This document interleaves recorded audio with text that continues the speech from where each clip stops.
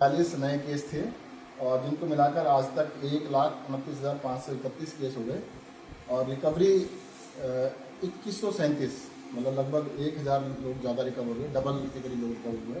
तो अब जो एक्टिव केस जब बचे हैं 12,657 केसेस एक्टिव दिल्ली के अंदर बचे हैं और दिल्ली के अंदर जो पिछले 1.5 महीने से प्रोग्रेस है थोड़ा ठीक चल रही है। पॉजिटिविटी रेट भी दिल्ली के अंदर 5-5.5% रह गया। जो पॉजिटिविटी रेट कहते हैं जितने टेस्ट किए गए उसके अंदर कितने पॉजिटिव निकले। एक समय था 30% से ज़्यादा पॉजिटिविटी रेट था।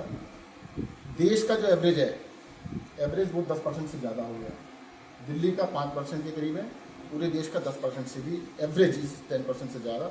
जब दिल्ली में 30% होता था पॉजिटिविटी रेट, उस टाइम पे देश में शायद 2-3%, 4% हुआ करता था।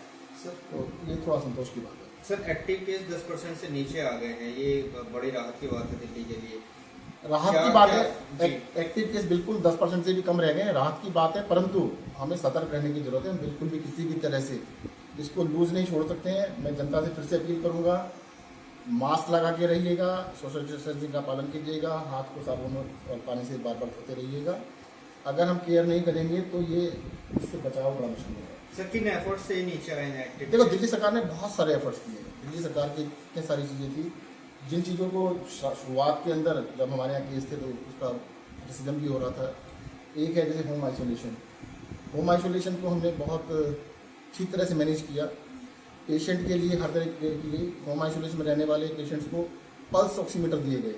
पल्स ऑक्सीमीटर में आपको बताया था, पल्स ऑक्सीमीटर अपने आप में कितनी बड़ी राहत की चीज़ थी कि आप अपना ऑक्सीजन लेवल खुद चेक कर सकते हैं। और अगर हमने कहा था कि 93 या उससे कम आ जाता है तुरंत अस्पताल चले जाइए। अस्पतालों में हमने बेड्स का इंतजाम किया। आज की डेट में मुख्यमंत्री जी ने भी ट्वीट किया सुबह, सिर्फ 18% बेड ऑक्यूपाइड है दिल्ली में। दिल्ली में 15,000 से ज़्यादा बेड हैं, जिसमें से 2,800 के करीब बेड ऑक्यूपाइड है, बाकी खाली है। अब लोगों को तसल्ली ये हो गई कि मैं घर पे रहूँगा, तबीयत खराब होती है तो तुरंत अस्पताल में जाएंगे, एडमिशन मिल जाएगा। अगर उसको लगता है कि बेड नहीं मिलेगा तो सारे लोग घर पे नहीं रहते, तो सारे अस्पताल चले जाते। तो हमने अस्पतालों के अंदर खूब सारे बेड्स का इंतजाम किया, होम आइसोलेशन किया। जो होम आइसोलेशन में को डेली कॉल किया जाता था, पल्स ऑक्सीमीटर का इंतजाम किया और जितनी भी चीज़ें थी जनता का व्यूज़ लिए, फीडबैक लिए। आप लोगों ने जिन्होंने भी सबने क्रिटिसाइज किया उसको पॉजिटिव लिया, उन चीज़ों को ठीक किया। तो इनका सबका क्यूमुलेटिव इफेक्ट है और दिल्ली की जनता ने, पूरी जनता ने सहयोग। जहाँ सब क्रेडिट लेने की भी होड़ मच गई है। अब बीजेपी की तरफ से भी ट्वीट्स हो रहे हैं, कहा जा रहा है कि जब गृह मंत्री ने हस्तक्षेप किया तो हालात सुधरे और गृह मंत्री ने ही इस तरीके की स्थिति लाई कि 87% तक रिकवरी रेट, अभी तक का जो लोग रिकवरी है वो पहुंच पाई है। मैं तो कहता क्रेडिट कोई भी ले, इससे फर्क क्या पड़ता है? अच्छी बात है ना। मैं कहता हूँ कि क्रेडिट कोई भी ले और दिल्ली बिल्कुल ठीक हो जाए, एक भी ना बचे। हम कहते हैं 100% क्रेडिट सभी का। सर एक सवाल एंटीजन को लेकर भी है। ये कहा जा रहा है कि एंटीजन की, क्योंकि टेस्ट तो बहुत हो रहे हैं दिल्ली में, जो रैपिड टेस्ट हैं, आरटीपीसीआर हैं, जो वो कम हुआ और जो एंटीजन है वो ज्यादा बढ़ गए हैं। देखिएगा एक्यूरेसी रेट में एंटीजन ऐसा ना, ये थोड़ा कंफ्यूजन हो रहा है जी। रैपिड टेस्ट में जो भी लोगों का टेस्ट किया जाता है, उन टेस्ट करने के बाद जो पॉजिटिव आते हैं वो कंफर्म पॉजिटिव है, उसमें फॉल्स पॉजिटिव नहीं आते हैं। जिन लोगों के मतलब 100 लोगों का टेस्ट किया और 10 लोग पॉजिटिव आ गए तो पॉजिटिव हो गए। अगर 10 लोग बचे ऐसे जिनको सिम्टम्स से किसी भी तरह, उनका आरटीपीसीआर टेस्ट भी किया जाता है। ऑटोमेटिक किया जाता है, कोई किसी को कहने की आवश्यकता नहीं पड़ती, उनका आरटीपीसीआर टेस्ट करते हैं। तो इसको फॉलो किया जा रहा है सर? सबका किया जाता है, सबको फॉलो किया जी। फॉलो नहीं, उसी टाइम किया जाता है। रैपिड टेस्ट जो है वो आधे घंटे में रिजल्ट आ जाता है, उसको उसी टाइम बता देते हैं भी आपका पॉजिटिव है। अगर वो नेगेटिव और सिम्टम्स हैं तो उसी टाइम उसका सैंपल लेकर उसको भेज दिया जाता है आरटीपीसीआर टेस्ट के लिए। सर लेकिन कोरोना में ज्यादातर मामले एसिम्प्टोमेटिक है, बिना लक्षण के, और वो जो लोग बाहर घूम रहे हैं, अगर कोई कम इम्यून पावर वाला आदमी है तो उसको अगर संक्रमण होता है तो फैल रहा है दिल्ली में। देखिएगा, ये बहुत हम साइंटिफिक बातें कर रहे हैं। अब साइंस के हिसाब से तो आरटीपीसीआर टेस्ट के अंदर भी, आरटीपीसीआर टेस्ट में भी कुछ लोग छूट जाते हैं, 100% नहीं निकल पाते, उसमें 10-5% छूट जाते हैं। सर दिल्ली में छूट जाते हैं, मतलब फास्ट पॉजिटिव नहीं होते हैं, फास्ट नेगेटिव उसमें भी आते हैं। आरटीपीसीआर में जी।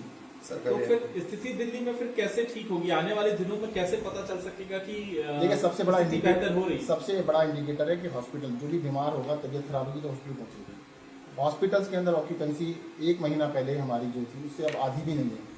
That is the major indicator कि भाई जो भी बीमार होगा, तबीयत खराब होगी तो हॉस्पिटल तो पहुंचेगा ही पहुंचेगा। लेकिन सर जो शुरुआती प्रोसेस है टेस्टिंग, जरूरत नहीं अगर है, गड़बड़ी नहीं है नहीं तो- नहीं, अगर आपको सिम्टम्स से हमने क्लियर कहा है कि आप अस्पताल में जाइए, आपको एडमिट कर लिया जाएगा। सर कंटेनमेंट जोन बावजूद इसके बढ़ रहे हैं, अपोजिशन ये सवाल उठा रहा है कि जब केस तो आपके कम हो रहे, कंटेनमेंट जोन क्यों बढ़ रहे हैं?